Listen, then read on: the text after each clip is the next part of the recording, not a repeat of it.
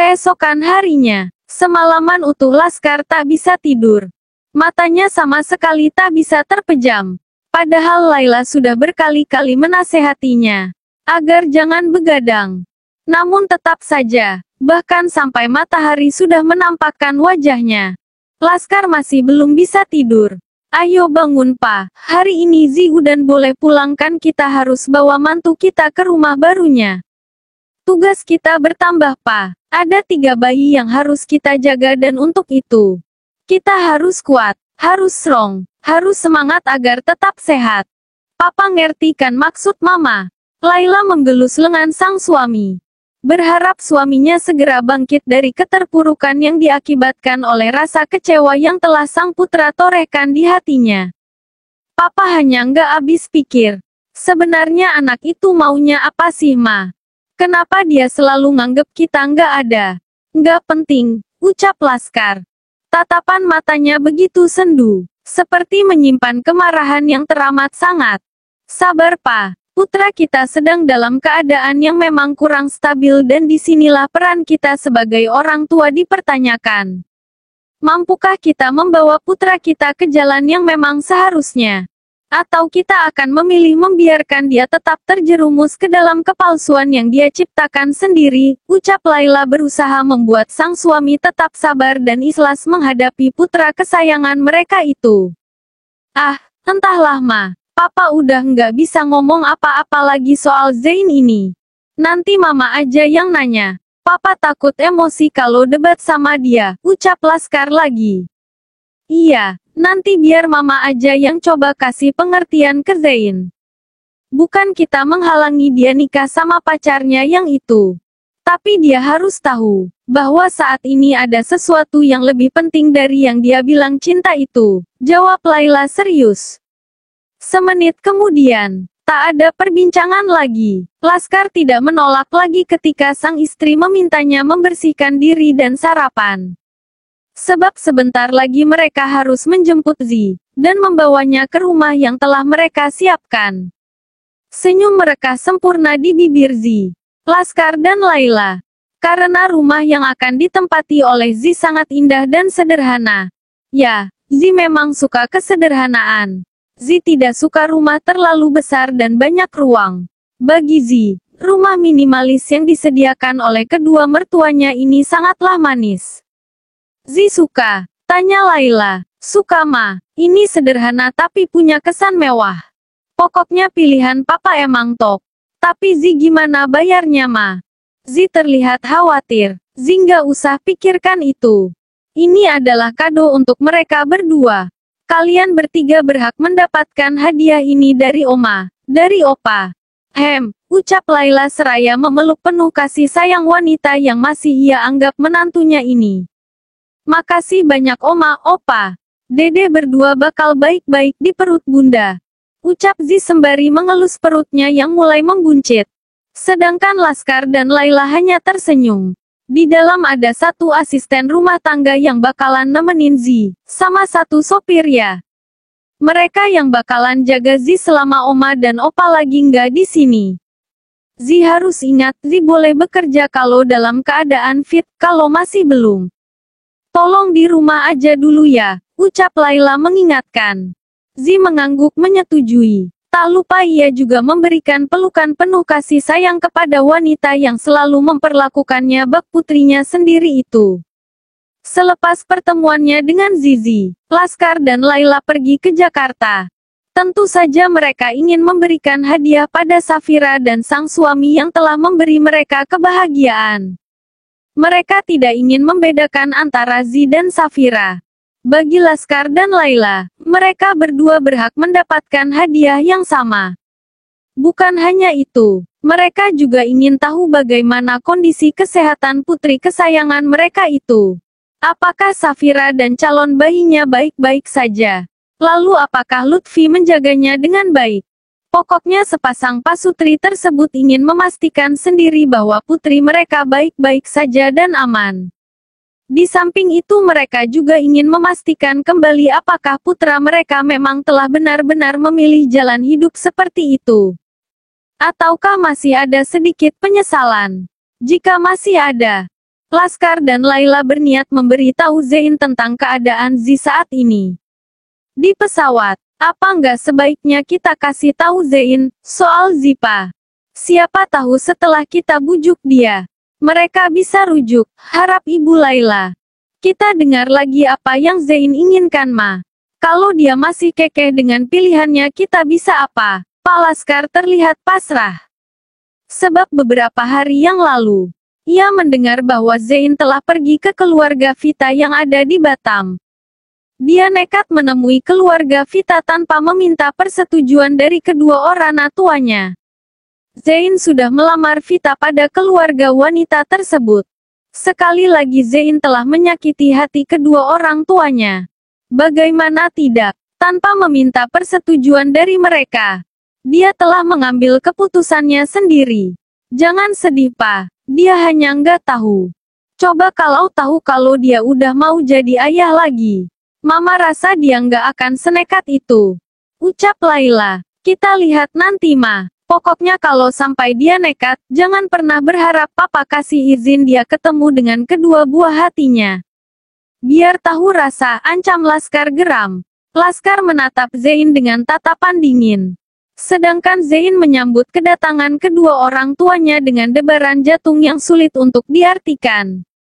Bagaimana tidak, kali ini, kesalahannya jauh lebih patas dibanding dengan kesalahan-kesalahan yang pernah ia lakukan. Maaf, Ma, ucap Zein terdengar lirih. Bisa kita bicara berdua saja? Papamu sedang dalam emosi yang tidak stabil, ucap Layla. Oke, Zein mengangguk. Lalu mengajak ibu sambungnya itu ke kamarnya. Sedangkan Laskar masih duduk di sofa dengan acuhnya. Di dalam kamar yang lumayan mewah itu, Layla dan Zein duduk di sofa kamar tersebut. Lalu, Layla dengan sikap keibuannya pun bertanya pada Zein. Boleh Mama bertanya, tapi Mama harap Zein jawab pertanyaan Mama dengan jujur, pinta Layla. Tentu Ma, bertanyalah. Zein menatap sang ibu. Kamu serius mau menikah dengan kekasihmu itu? Layla membalas tatapan mata sang putra. Mencoba mencari jawaban yang jujur dari sinar mata indah itu. Zein udah janji, Ma. Zein nggak punya pilihan lain. Jawab Zein jujur.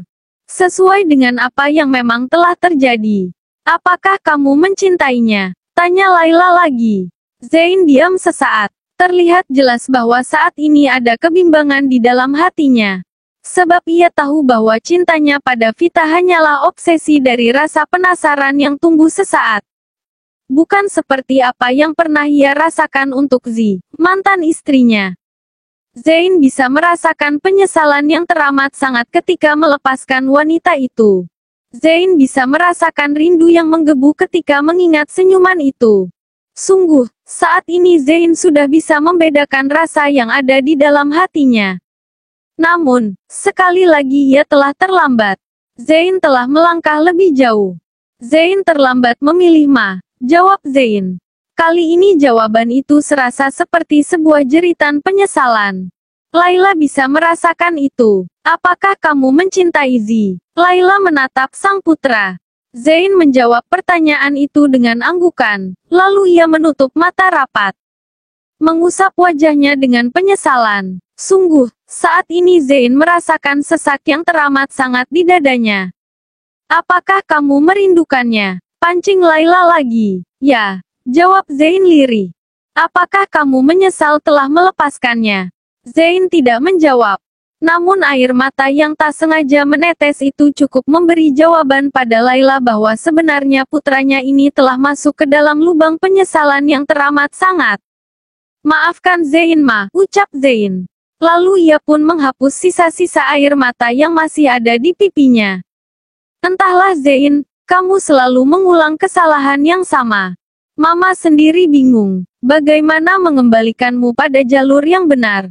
Kamu terlalu terburu-buru mengambil keputusan. Mama pikir kamu akan menunggu kami menyetujui pilihanmu. Mama pikir, kamu akan menunggu sampai Mama bisa meluluhkan hati papamu.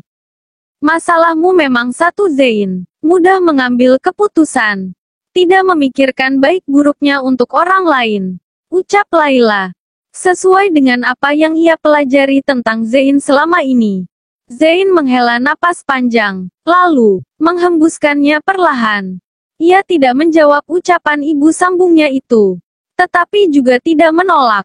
Mama tidak ingin terlalu jahat sama kamu. Namun mama juga nggak bisa mengkhianati Z. Mama sama papa udah kasih kamu kesempatan untuk berpikir. Menimbang lagi keputusan yang kamu ambil. Sampai pada akhirnya kami berdua, Mama dan Papa, menemukan Z. Laila kembali menatap Zain. Berharap ada getaran di dalam hati pria muda di depannya ini. Zain mengangkat wajahnya, lalu ia pun menatap sang ibu dan bertanya, apakah dia baik-baik saja, Ma? Laila menghela napas panjang. Lalu ia pun menjawab, dia baik, baru keluar dari rumah sakit. Zain menatap wajah sang ibu, menunjukkan kekhawatiran yang ia rasakan. Memangnya Z sakit apa, Ma? Di mana Mama sama Papa ketemu Z? Zain terlihat antusias ketika tahu bahwa kedua orang tuanya mengetahui kabar mantan istrinya itu. Ada, kami memang sengaja mencari Z. Tentu saja kami ingin minta maaf atas apa yang telah terjadi. Mau bagaimanapun kami wajib meminta maaf atas apa yang terjadi, jawab Laila lembut. Yang salahkan Zain, Ma. Harusnya Zain yang minta maaf, Ma, ucap Zain. Siapa bilang yang salah cuma kamu? Kami juga salah, Zain, karena nggak mampu mendidik kamu dengan baik. Nggak mampu mengontrol kamu dengan baik. Mau sampai kapanpun kamu adalah anak kami. Kesalahanmu adalah kesalahan kami. Kami tetap wajib mendidikmu sampai nyawa ini sudah tak lagi ada di dalam raga ini. Zain pahamkan maksud Mama, ucap Laila lagi. Sungguh, ucapan ibu sambungnya ini bagai tamparan keras untuk Zain. Segitu berharganya dirinya untuk kedua orang tuanya. Tetapi Zain begitu tega menyepelekan mereka. Tidak pernah melibatkan setiap keputusan terpenting yang ia ambil dalam kehidupannya. Harusnya Zain tidak seperti itu. Maafkan Zain yang tidak berpikir sampai sana, Ma. Maaf, ucap Zain, terdengar menyesal. Lain kali berpikirlah yang matang sebelum mengambil keputusan, Zain. Sebelum kamu benar-benar menyesal, ucap Laila lagi. Lia, Ma, sekali lagi, maafkan Zain, Ma. Zain kembali meneteskan air matanya. Karena dia menyadari bahwa dia memang keterlaluan terhadap kedua orang tuanya. Apakah Zain ingat ketika Zain sakit di rumah sakit? Ya, sebenarnya saat itu Mama dan Papa ingin kasih tahu sesuatu tentang Z. Berhubung kami melihat Vita dan mendengar jawaban atas apa yang kamu rasakan terhadap mereka berdua. Papamu marah. Papamu mengurungkan niatnya untuk memberitahu tentang apa yang sebenarnya terjadi pada Z. Ucap Laila. Zain mengangkat wajahnya, menatap wanita yang telah ia anggap sebagai ibu kandungnya sendiri. Memangnya apa yang terjadi pada Zima? Tanya Zain. Sayangnya sebelum Laila menjawab pertanyaan itu, Laskar masuk ke dalam kamar Zain dan menatap tajam ke arah sang istri.